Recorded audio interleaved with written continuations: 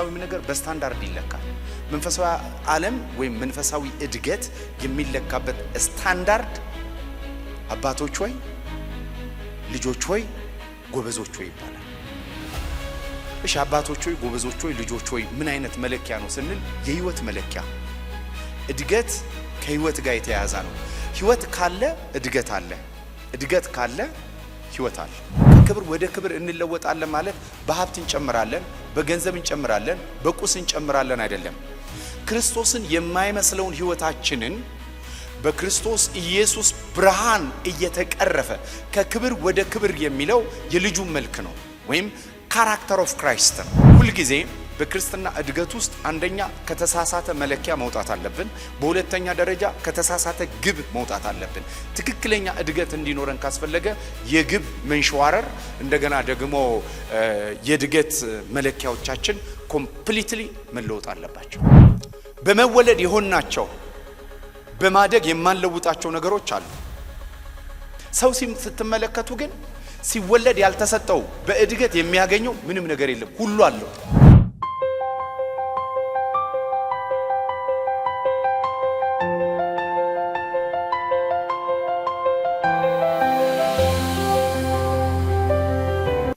የአንደኛ ዮሐንስ መጽሐፍ መንፈሳዊ እድገት የሚለውን ሐሳብ እንመለከታለን። የመንፈሳዊ ህይወት የእድገት ደረጃዎች ስቴጅ ኦፍ ግሮዝን ስለሚያመለክት መንፈሳዊ እድገትን በቀጥታ የሚያወራ ክፍል አይደለም፣ ግን የእድገት ደረጃዎችን ልጆች ሆይ አባቶች ሆይ ጎበዞች ሆይ የሚል ክፍል ስለሆነ በዚህ መልኩ ርዕስ እንሰጠውና ያው ዛሬ የትምህርት ጊዜ ስለሆነ ረጋ ብለን አንዳንድ ነገሮችን እንመለከታለን ማለት ነው። በአንደኛ ዮሐንስ ምዕራፍ 2 ከ12 እስከ 14 የእግዚአብሔርን ቃል አነባለሁ። ልጆች ሆይ ኃጢአታችሁ ስለ ስሙ ተሰርዮላችኋልና እጽፍላችኋለሁ። አባቶች ሆይ ከመጀመሪያ የነበረውን አውቃችኋልና እጽፍላችኋለሁ። ጎበዞች ሆይ ክፉን አሸንፋችኋልና እጽፍላችኋለሁ። ልጆች ሆይ አብን አውቃችኋልና እጽፍላችኋለሁ። አባቶች ከመጀመሪያ የነበረውን አውቃችኋልና እጽፍላችኋለሁ። ጎበዞች ሆይ ብርቱ ስለሆናችሁ የእግዚአብሔርም ቃል በእናንተ ስለሚኖር ክፉን ስላሸነፋችሁ እጽፍላችኋለሁ። እንግዲህ አባቶች ጎበዞችና ልጆች የሚል ነው። እቺ ልጆች ሆይ ኃጢአታችሁ ስለ ስሙ ተሰርዮላችኋለሁ እጽፍላችኋለሁ የምትለዋ ይቺ የቁጥር 12 የመጀመሪያው ሐሳብ ቴክነን የሚል የግሪክ ቃል ነው የሚወስደው። ቴክነን ስለዚህ ሁላችንንም አመልካች ቃል ነው። የእግዚአብሔር ልጆች የሆናችሁ እናንተ ሁላችሁ ኃጢአታችሁ ተሰርዮላችኋል ይልና መንፈሳዊ እድገት የምታመለክተዋ ግን ሁለተኛው ሐሳብ ናት። እቺ ልጆች ሆይ የምትለዋ ገባ በላ ያለው። ስለዚህ ቴክነን የሚል ሳይሆን ፓይዳ የሚል ቃል ተወስዳለች። ፓይዳ ማለት መናገር የተሳነው ሕፃን ልጅ መናገር ያልቻለ ነው። ቴክነን ግን ለሁላችንም የሚውል ስም ነው። ሁላችንም የእግዚአብሔር ልጆች ነን። ስለዚህ ለሁላችንም የሚውለው ቴክነን የሚለውን ቃል ይወስዳል። ፓይዳ የሚለው ግን በእድሜ ትንሽ የሆነውን ልጅ ይወስዳል። ስለዚህ የኃጢአት ስርየት ለሁላችንም የተደረገውን አመልካች ቃል ሲሆን ቀጥታ የሚጀምረው የመንፈሳዊ እድገትን አባቶች ልጆች ብሎ ነው የሚጀምረው። በመጀመሪያ ይህን ክፍል ስናወራ እድገት በምን ይለካል? አሁን እሱ ነው የመጀመሪያ። ሁላችንም መንፈሳዊ እድገታችንን በምንድን ነው የምንለካው? እድገት ብለን ስናስብ የመንፈሳዊ እድገታችሁን በምን ትለካላችሁ? መንፈሳዊ እድገት እንዴት ይለካል? ለምሳሌ የምጣኔ ሀብት እድገት የምንለው ኢኮኖሚካል ግሮዝ የምንለው መለኪያዎች አሉ። በኢኮኖሚ ስትማሩ ወይም ኢኮኖሚ ያጠናችሁ ሰዎች ካላችሁ የምጣኔ ሀብት መለኪያዎች አሉ። ለምሳሌ ገቢ፣ ትርፍ፣ ተቀማጭ እንደገና ደግሞ እያደገ ያለ ፕላንት አሴት ወይም ደግሞ ተቀማጭ ወይም ደግሞ ቋሚ የሆነ ሀብት። ስለዚህ በቋሚ ባላቂ ሀብት፣ በተቀማጭ፣ በትርፍ፣ በገቢ አንድ ኢኮኖሚ ይለካል። ከዛ እያደግን ነው ወይስ እየወረድን ነው? በገቢ እየጨመርን ነው ወይስ ደግሞ በቁስ እያደግን ነው? እነዚህ መለኪያዎች ናቸው ኢኮኖሚን በተመለከተ። ስለዚህ ቁጠባ፣ ያፈራነው ንብረት፣ ገበያችን እንደገና ደግሞ ተርፋችን እነዚህ የኢኮኖሚ ወይም የምጣኔ ሀብት መለኪያ ነው። በተረፈ ግን አንድ ሰው እንዲህ አይነት መለኪያዎች ከሌሉት ኢኮኖሚው እያደገ ይሁን እየወደቀ ይሁን ላያቅ ይችላል። ብዙ ድርጅቶች ሊኖሩት ይችላሉ። የድርጅቶቹ ጤናማ መለኪያዎቹ ግን ላይኖረው ይችላል። ለምን? መለኪያዎች ስታንዳርዶች ስላሉ። ልክ አገርም ስንመጣ ደግሞ ኢትዮጵያ አገራችን ወይም ደግሞ ሌላም አገር ብንመለከት አገር ወይም ናሽናል ግሮስ ወይም የአገር እድገት የሚለካባቸው መለኪያዎች አሉ። ይሄ ጂዲፒ የምንለው የጠቅላላ የሀገር ውስጥ ሀብት ጂዲፒ የሚባለው መለኪያ ነው። ስለዚህ አንድ ሀገር መለኪያ ጂዲፒዋ ነው። ስለዚህ ልክ እንደዚሁ ለእያንዳንዱ ነገር መለኪያዎች አሏቸው። በተለይ እድገት የሆኑ ነገሮች መለኪያዎች አሉ። ልክ እንደዚህ ኢኮኖሚ በስታንዳርድ እንደሚለካ አገር በስታንዳርድ እንደሚለካ መንፈሳዊም ነገር በስታንዳርድ ይለካል። መንፈሳዊ ዓለም ወይም መንፈሳዊ እድገት የሚለካበት ስታንዳርድ አባቶች ሆይ ልጆች ሆይ ጎበዞች ሆይ ይባላል። እሺ አባቶች ሆይ ጎበዞች ሆይ ልጆች ሆይ ምን አይነት መለኪያ ነው ስንል የህይወት መለኪያ። እድገት ከህይወት ጋር የተያያዘ ነው። ህይወት ካለ እድገት አለ፣ እድገት ካለ ህይወት አለ። ቤታችሁ ውስጥ አሁን እኔ ቤቴ ውስጥ 2 ውሻዎች አሉ፣ አዳዲስ ውሻዎች እና ይገርመኛል እድገታቸው። ሲመጡ የነበሩበት መስከረም 25 የተወለዱ ውሾች ናቸው። 2 ውሾች በጣም ያደጉ ነው። የውጭ ውሾች ናቸው፣ ያድጋሉ። የጀርመን ሼፐርድ የሚባሉ ናቸው፣ ያድጋሉ። ስለዚህ እድገታቸውን እለት እለት እመለከታለሁ። ለምን? ህይወታቸው ስለቀጠለ። ህይወት ባለበት እድገት አለ። ስለዚህ የአማኞች የእድገት መለኪያ ህይወት ነው፣ ህይወት ነው። ልክ እንደ ፍጥረታዊ ህይወት መንፈሳዊ ህይወታችንም ልጆች ሆይ ጎበዞች ሆይ አባቶች ሆይ በሚል መለኪያ ዮሐንስ ለክቶታል። ይሄ ልጆች ሆይ የሚለው እድሜያቸው ህፃናት ስለሆኑ ልጆች፣ አባቶች የሚላቸው እድሜያቸው ትልልቅ የሆኑ ሰዎች አይደሉም። በእግዚአብሔር ነገር በክርስቶስ ያለውን የህይወት ስርዓት በመግለጥ ውስጥ ያለ እድገትን አመልካች ነው። ስለዚህ በዚህ መልኩ እንድንረዳ ፍጥረታዊ የሆነውን ህይወታቸውን ሳይሆን የሚናገረው በክርስቶስ ኢየሱስ ያለውን ብስለታቸው ነው። ምክንያቱም ለማየት ከፈለጋችሁ ምንድነው የሚለው? አባትን አውቃችኋል፣ የእግዚአብሔር ቃል በእናንተ ውስጥ አለ፣ ከመጀመሪያ የነበረውን አውቃችኋል እንጂ የሚለው እድሜ ክልላቸውን አይደለም የሚነግረን፣ መንፈሳዊ ሰብስታንሳቸውን በማየት ነው አባቶች ጎበዞችና ልጆች ብሎ የሚመደባቸው። ስለዚህ ይሄ የአማኞች መለኪያ ነው። ስለዚህ አማኝ እድገቱ የሚለካው በገለጠው ህይወት ወይም በሚለማመደው ህይወት ልክ ነው። ስለዚህ የክርስቶስን ህይወት ስንለማመድ እሱ ነው መለኪያችን። የአባትነት ህይወት በኋላ መጣለው እንዴት አርጎ እንዳስቀመጣቸው። ይህንን ከማውራታችን በፊት ግን የእድገት ግብ ምንድነው? ለምንድነው የምናድገው? እድገት የሚያጓጓ የሚሆነው ለምንድነው? እድገት ግቡ ምንድነው ብትሉ የእድገት ግብ መዳረሻው አንድ ነው፣ ክርስቶስን መምሰል ነው። ህይወቱ የኢየሱስ ነው። ክርስቶስን ስንመስል በአጭር አማርኛ በመወለድ የተካፈልነውን ህይወት በአካላዊ የህይወት ስርዓታችን ስንገልጠው ያ ህይወት ሲገለጥ እድገታችን ፍጹምና ፐርፌክት ይሆናል ማለት ነው። ስለዚህ ይሄንን የክርስቶስ ኢየሱስን ህይወት እድገት በፍጹም ለመግለጥ ሐዋርያው ዮሐንስ የሚነግረን አንድ ነገር ነው ያለ። በፍርድ ቀን ነው ሙላቱን የምናየው። የዚህ ህይወት ፍጻሜ፣ የዚህ ህይወት ክላይማክስ የምንመለከተው አንደኛ ዮሐንስ ምዕራፍ 4 ቁጥር 17 ላይ ትመለከታላችሁ። በፍርድ ቀን ድፍረት ይሆንልን ዘንድ ፍቅር በዚህ ከኛ ጋር ተፈጽሟል፣ እርሱ እንዳለ እኛ ደግሞ እንዲሁ በዚህ ዓለም አለን። ስለዚህ እሱን ነው የምንመስለው። የእድገታችን ግብ ክርስቶስን እየመሰለንና ክርስቶስን እየገለጥን ነው የምንሄደው ማለት ነው። ስለዚህ እድገታችን መለኪያው ህይወት ነው፣ ግቡ ክርስቶስን መምሰል ነው ማለት ነው። ክርስቶስን መምሰል እንደሆነ ታያላችሁና በፍርድ ቀን እሱ በሰማይ እንዳለ እኛ እሱን እንደምንመስል እናውቃለን። ይሄ የዮሐንስ ግብ ብቻ አይደለም፣ የጳውሎስም የጴጥሮስም ግብ ነው። ጴጥሮስን እንተውና ጳውሎስን ላንሳው። ፊልጵስዩስ መጽሐፍ ምዕራፍ 3 ከ10 እስከ 14 እርሱንና የትንሣኤውን ኃይል እንዳውቅ በመከራውም እንድካፈል ወደ ሙታን ትንሣኤ ልደርስ ቢሆንልኝ በሞቱ እንደመስለው እመኛለሁ።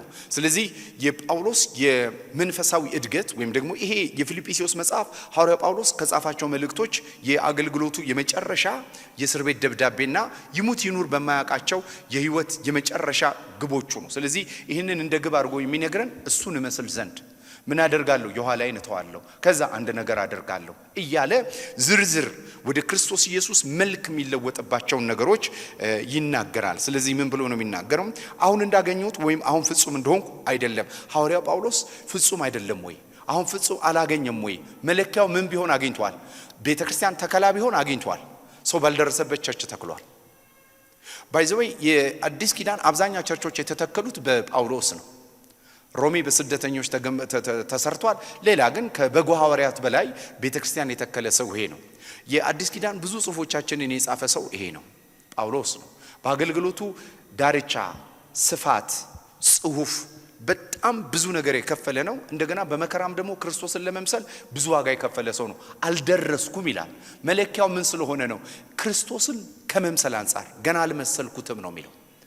በሞቱና በትንሳኤው ልመስለው እፈልጋለሁ። በሌላ አማርኛም እሱ በሰማይ እንዳለ እንዲሁ በምድር እሱን የሚመስል ሕይወት ገልጬ ማለፍ እፈልጋለሁ የሚል ጉጉት ነው። አሁን እንዲያስኩት አልቆጥርም። ስለዚህ ከመለኪያና ከግብ አንጻር ወደ ግብ ሮጣለሁ ይላል። ስለዚህ ተቀልሎ እሱ ነው። ስለዚህ ግቡ ይሄ ነው።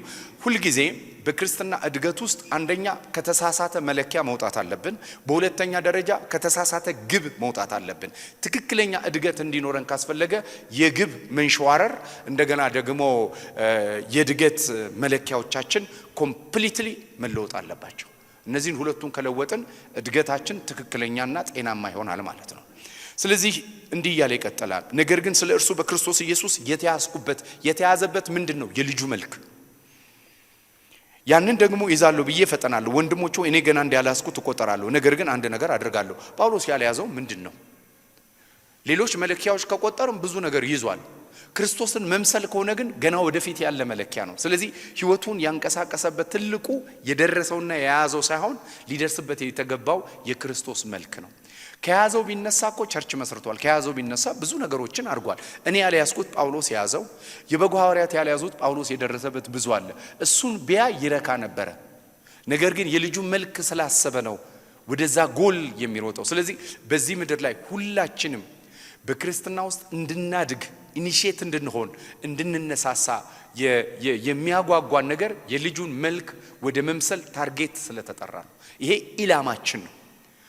ዓላማችን ብቻ ሳይሆን ኢላማ ጎላችንም ነው። ፐርፐዝ ብቻ ሳይሆን ጎል ነው። ኢንድ ጎሉ ይሄ እንደሆነ እንመለከታለን። ስለዚህ እንዲህ ብሎ ይናገራል። አሁን እንዳገኘው ወይም አሁን ፍጹም እንደሆንኩ አይደለም፣ ነገር ግን ስለ እርሱ በክርስቶስ ኢየሱስ የተያዝኩበትን ያንን ደግሞ ይዛለሁ ብዬ እፈጠናለሁ። ወንድሞቼ ሆይ እኔ ገና እንዳልያዝኩት እቆጥራለሁ። ነገር ግን አንድ ነገር አለጋለሁ፣ በኋላ ያለውን እየረሳው በፊት ያለውን ለመያዝ እዘረጋለሁ። በክርስቶስ ኢየሱስ ከፍ ከፍ ያለውን የእግዚአብሔርን መጥራት ዋጋ፣ የእግዚአብሔር ከፍ ያለው የመጥራት ዋጋ የልጁ መልክ ነው። ክርስቶስን መምሰል ነው። ስለዚህ እንዳገኝ ምልክትን እፈጠናለሁ የሚል ሐሳብ እንመለከታለን። ሁለተኛ ቆሮንቶስ ምዕራፍ 3 ላይም አንድ ሌላ ጥቅስ ልጥቀስላችሁና ግቡን ሊጨርስ ቁጥር 16 እስከ 18 ወደ ጌታ ዞር ባለን ጊዜ ሁሉ መጋረጃ ይወሰዳል፣ ጌታ ግን መንፈስ ነው። የጌታ መንፈስ ባለበት አርነት አለ። እኛ ሁላችን በመጋረጃ በማይከደን ፊት የጌታን ክብር እንደ መስታወት እያብለጨለጭን መንፈስ ከሚሆነው ጌታ እንደሚደረግ ያን መልክ እንመስል ዘንድ ከክብር ወደ ክብር እንለወጣለን። ባይዘው ከክብር ወደ ክብር እንለወጣለን ማለት በሀብት እንጨምራለን፣ በገንዘብ እንጨምራለን፣ በቁስ እንጨምራለን አይደለም። ክርስቶስን የማይመስለውን ሕይወታችንን በክርስቶስ ኢየሱስ ብርሃን እየተቀረፈ ከክብር ወደ ክብር የሚለው የልጁ መልክ ነው፣ ወይም ካራክተር ኦፍ ክራይስት ነው። የክርስቶስ ኢየሱስን መልክ የሚያወራ ክፍል ነው። ስለዚህ ክርስቶስን ለመምሰል ክርስቶስን ያልመሰልነው ነገር እየተቀረፈ ወደ ክርስቶስ ኢየሱስ ባህሪና ሕይወት ያለውን እድገት የሚያሳይ ቃል ነው። ከክብር ወደ ክብር ማለት ሌላ አይደለም። ከክብር ወደ ክብር ማለት የኃይል አገልግሎት አይደለም። ከክብር ወደ ክብር የሚለው እዚህ ክፍል ላይ የልጁ መልክ ነው። የክፍሉ ሴንቴንስ ይሄ ነው። ስለዚህ እንለወጣለን፣ ወደዚህ እናድጋለን ነው የሚለው። ስለዚህ መለወጥ የእድገት አንዱ ቋንቋ ነው። መለወጥ የሚለው ቼንጅ የሚለው ግሮዝን አመልካች ቃል ነው። ስለዚህ እድገቶቻችን ሁሌ ስናስብ ይሄ ነው። ስለዚህ እግዚአብሔርን መምሰል ማትረፊያው የሆነ ህዝብ ነን ማለት ነው። እኛ ይሄ ጎላችን ነው። በዚህ እድገት ውስጥ ሌላ መጠንቀቅ ያለብን እድገት ስናድግ እድገት ሁሉ ጊዜ ለውጥ ውስጥ አለ። ሁሉ ነገር ለውጥ ውስጥ አለ። በክርስትና እድገት ውስጥ ለውጥ ውስጥ የማይገቡ ነገሮች አሉ። ለውጥ ውስጥ የማንከታቸው ነገሮች አሉ። እድገትን በመናወራበት ሰዓት ላይ በመወለድ የሆናቸው በማደግ የማንለውጣቸው ነገሮች አሉ። ሰው ስትመለከቱ ግን ሲወለድ ያልተሰጠው በእድገት የሚያገኘው ምንም ነገር የለም፣ ሁሉ አለው። ክርስትና እንደዛ ነው።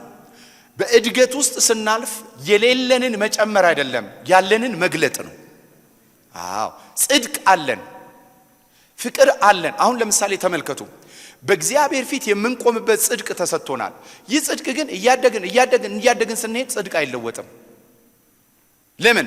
በክርስቶስ ያገኘነው ጽድቅ ሙሉ ጽድቅ ነው፣ ኮምፕሊት ጽድቅ ነው። በእግዚአብሔር ፊት ያለ ነቀፋ የምንቆምበት ጽድቅ ነው። ይሄ ጽድቅ በሂደቱ ስንመለከት ባለማደግ አይቀንስም፣ በማደግ አይጨምርም። በእውቀት ግን ተጠቃሚ ልንሆን እንችላለን። የእግዚአብሔር ፍቅር ሌላው የእግዚአብሔር ፍቅር ስናድግ አይጨምርም፣ ሳናድግም አይቀንስም። ለምን? እግዚአብሔር ሲወደን ያለ ምክንያት ነው የወደደን። በበደልና በኃጢአት ሙታን እያለን የወደድነን። አንድ እናትና አባት እድገቱ በተፈጥሯዊም ሆነ በሰው ሰራሽ የተገታ ልጅ ቢኖራቸው በአእምሮ ደረጃ በአካላዊ ደረጃ ያላደገ ወይም የማያድግ ሁልጊዜ የቤተሰቡን የቅርብ ክትትል የሚፈልግ ስፔሻል ኬር ውስጥ ያለ ልጅ ቢኖር ለእናትና ለአባት የልብ ሐዘን ሊሆን ይችላል። እናትና አባት ግን ስለ ልጃቸው ያለውን ፍቅር በፍጹም ሊለውጡ አይችልም። ለምን? ልጅ ነው። እግዚአብሔር ባለማደጋችን የልብ ሐዘኑ ልንሆን እንችላለን። እግዚአብሔር ግን አላደጉም ብሎ በፊት ያሳየንን ፍቅር አይቀንሰውም። ለምን? የእግዚአብሔር ፍቅር ከኛ አይነሳም፣ ከማንነቱ ነው የሚነሳው። የእግዚአብሔር ፍቅር በኮንዲሽን የታጠረ አይደለም፣ ቅድመ ሁኔታ የለውም። አንዳንድ ጊዜ በመንፈሳዊ እድገቱ ስንጠመድ የእግዚአብሔር ፍቅር ሰዋዊ ይሆንብንና በእግዚአብሔር ፍቅር ራሱ ፍቅሩ የሚቀንስ ፍቅሩ የሚቀዘቅዝ ይመስለናል። ባለማደጋችን፣ በማጥፋታችን፣ በልክ የህይወት ስርዓት ባለመሄዳችን፣ በሚጠበቀው የክርስትና እድገት ውስጥ ባለመሄዳችን፣ ከሚጠበቅብን እድገት በታች በመኖራችን እግዚአብሔር እንትን የሚለን ይመስለናል። በፍጹም እግዚአብሔር ፍቅሩ አይለወጥም። እግዚአብሔር በክርስቶስ በኩል እንድንቆም የሰጠን በጸጋ የሆነ ጽድቅ አይለወጥም። እግዚአብሔር በመጥራቱና በጸጋው ስጦታ አይጸጸትም። በሌላ አማርኛ ቼንጅ ኦፍ ማይንድ ወይም ሪፔንተንስ የለውም። ስታድጉ የሚወዳችሁ፣ ሳታድጉ የማይወዳችሁ፣ ስታድጉ ጽድቃችሁን ከፍ የሚያደርግ፣ ሳታድጉ ጽድቃችሁን የሚቀንስ አምላክ የለም። እግዚአብሔር ሁሉ ነገር የጀመረው ከሱ የሚጀመር ነገር ሁሉ በነፃ ለኛ ተሰጥቶናል። አሜን። ክብር ሁሉ ለኢየሱስ ይሁን። ለዚህ ነው ሁለተኛ ቆሮንቶስ ምዕራፍ 5 ቁጥር 21 እኛ በእርሱ ሆነን የእግዚአብሔር ጽድቅ እንሆን ዘንድ ኃጢአት ያላወቀን እርሱን ስለኛ ኃጢአት አደረገው። የእግዚአብሔር ጽድቅ እንድንሆን ክርስቶስ ላይ እንጂ የተሰራው እኛ እድገት ላይ አይደለም የተሰራው። ስለዚህ ነው ጸጋ ነው የምንለው። ስለዚህ ነው ስጦታ የምንለው። ከኛ አይጀምርም፣ ከሱ ነው የሚጀምረው። ከሱ የጀመረ ስጦታ ነው። ሁልጊዜ ስጦታ የሚፈልገው እምነት ነው። ስጦታ የሚፈልገው መዋጮ አይደለም።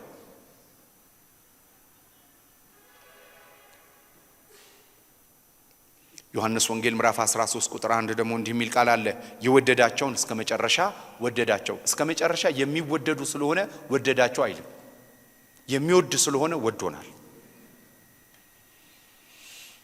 በሮሜ ምዕራፍ 8 ላይ ከክርስቶስ ፍቅር ማን ይለየናል ይላል። አሁን ከክርስቶስ ፍቅር ማን ይለየናል ነው እንጂ ያለው መጽሐፍ ቅዱስ እኛ ጌታን ከወደድንበት ፍቅር ማን ይለየናል አይደለም። አሁን ብዙ ጊዜ ስንዘምርም ስንሰብክም ስንናገርም እንዴት እንደወደድ ነው እንዴት ምናምን እያልን ነው የምንናገረው። ግን የሰሞን መዝሙር ናት። ነገ ደግሞ ይቸገረናል። ከኛም ይነሳ ነው።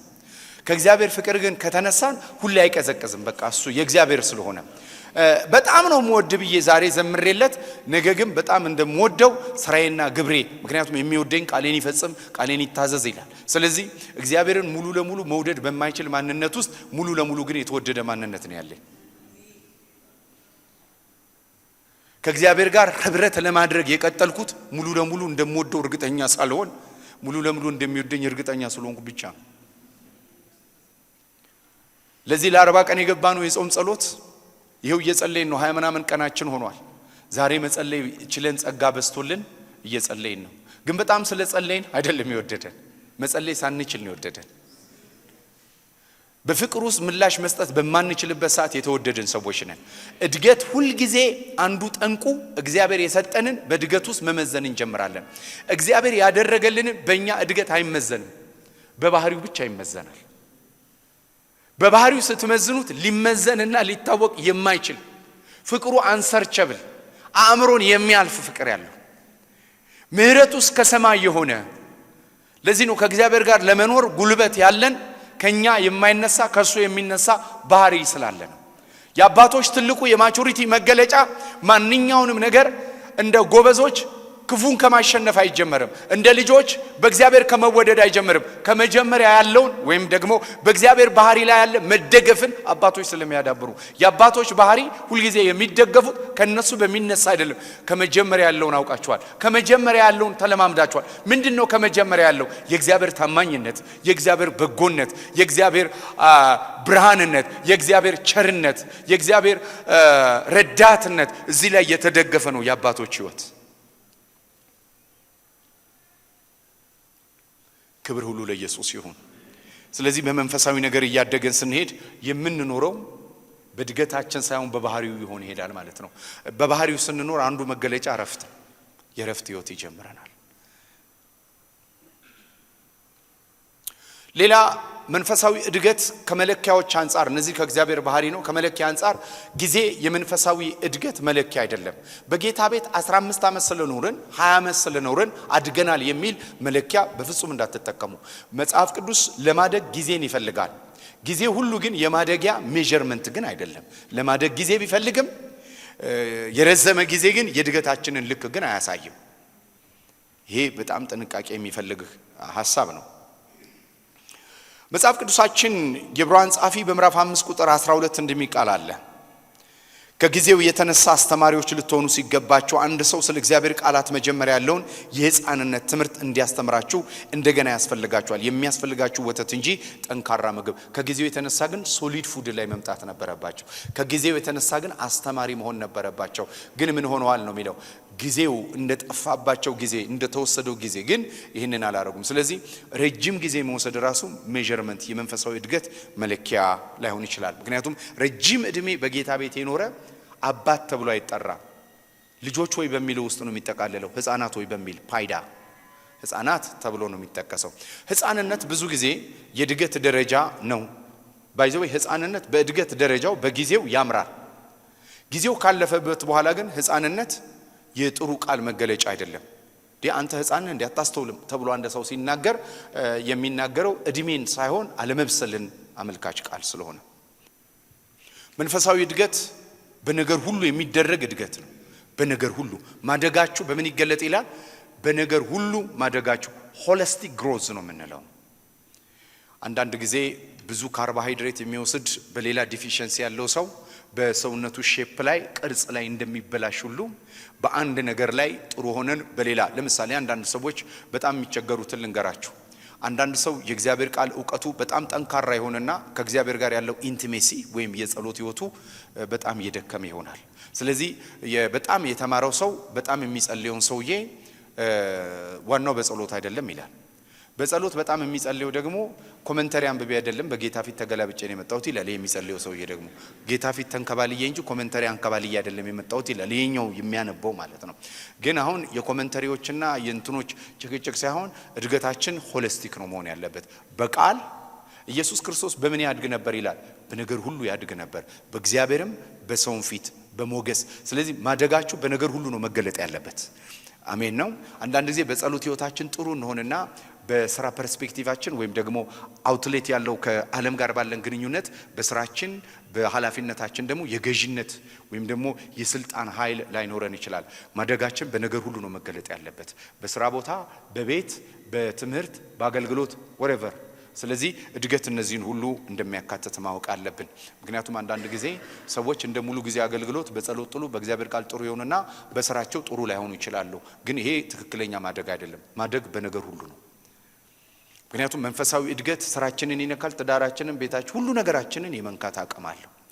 መንፈሳዊ እድገት ባናድግ ምን ይቀርብናል? ለምን እናድጋለን? ወደ ልጁ መልክ ነው የምናድገው ገብቶኛል። ግን ባናድግ ምን ይቀርብናል?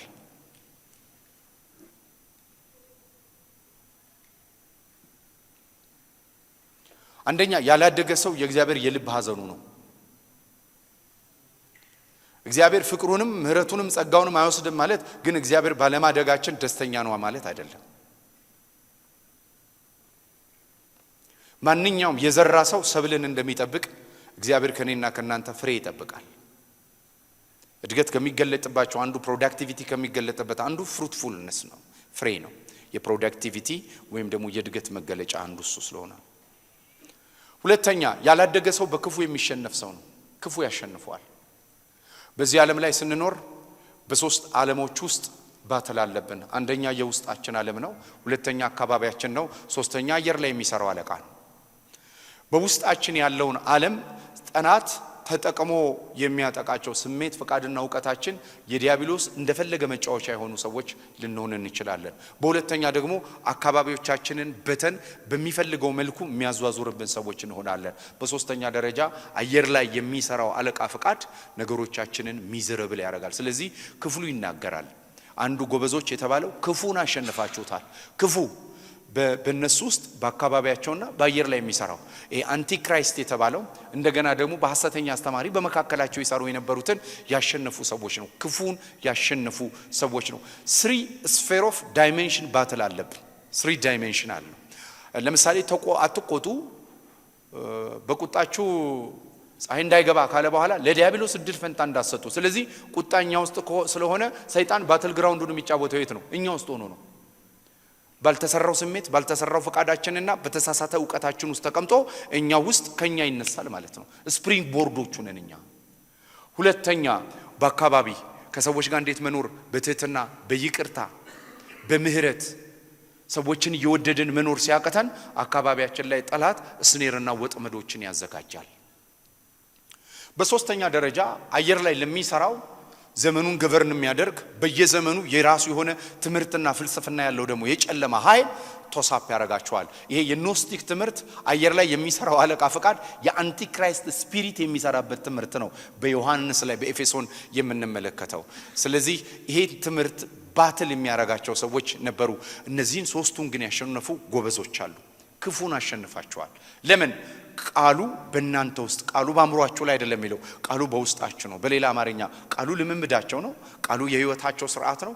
ቃሉ ኮንፌሽናቸው ነው። ስለዚህ ባትሉን ዊን እንዳደረጉ ይነግረናል። ስለዚህ 3 ዳይሜንሽናል ባትሎች ሁሉ ጊዜ አሉብን። ካላደግን ባላደገው ዕውቀታችን ባልተሰራው ስሜታችንና ባልተስተካከለው ፈቃዳችን ሁሉ ጊዜ ጠላት መስራት ይጀምራል። አንዳንድ ጊዜ ልጅነት ህፃናት ሁሉ ጊዜ የልጅነት አንዱ መገለጫ በጊዜያዊ ነገር መደሰት ነው። አንዳንድ ጊዜያዊ ነገሮቻችን ግን ሎንግ ተርም የሚሆኑ ጸጸቶችን ይዞ ሊመጡ የሚችሉ ናቸው። ስለዚህ ልጅ ሁሉ ጊዜ ስሜታዊ ስለሚሆን ስሜቱን ካስደሰተው ከስሜቱ ጋር ኦሪየንትድ ነው። ስለዚህ ስሜት ተሐድሶ ልጅ የለውም። ሁለተኛ የፍቃድ ተሐድሶ የለውም። ወደ እግዚአብሔር ቤት እንሂድ ባሉኝ ጊዜ ምን አለኝ ይላል? ደስ ደስ አለኝ። ስለዚህ የደስታዎቻችን ምንጭ የፍቃዶቻችን ወይም የህይወታችን ፕራዮሪቲና ቫልዩዎቻችን ዊላችን ላይ የተመሰረቱ ነው። ዊል ፓወሮቻችን ላይ ነው። በመጸለይ የሚደሰት፣ በመጾም የሚደሰት፣ የእግዚአብሔርን ቃል በማንበብ የሚደሰት፣ በቅዱሳን ህብረት የሚደሰት፣ በማገልገል የሚደሰት ሰው ይሄ ሰው አለማደግ አይችልም። ለምን? ዊል ፓወሩ ትራንስፎርምድ ነው፣ ተለውጧል። ጌታ ኢየሱስ ክርስቶስ የዊል ፓወሩ 12 ዓመት ላይ ሆኖ የተለወጠ ስለነበረ በእግዚአብሔር ቤት እንድኖር ግድ እንደሚለኝ አታውቁም አላቸው። እናትና አባቱ ረጅም ከሄዱ በኋላ ነው ትዝ ያላቸው። ስለዚህ በእግዚአብሔር ቤት የ12 ዓመት ልጅ ሆኖ ያጠፋ ነበረ። ስለዚህ ለምንሰጥበት ኤክስፖዠር መንፈሳዊ ነገሮቻችን ይህንን ይወስናል። ስለዚህ በክፉ የመሸነፍ ህይወት ይኖረናል። አማኞች ባጋንንት ላይ ያዙ ይችላሉ፣ ባጋንንት ግን ላይጠቁ ይችላሉ ማለት ግን አይደለም።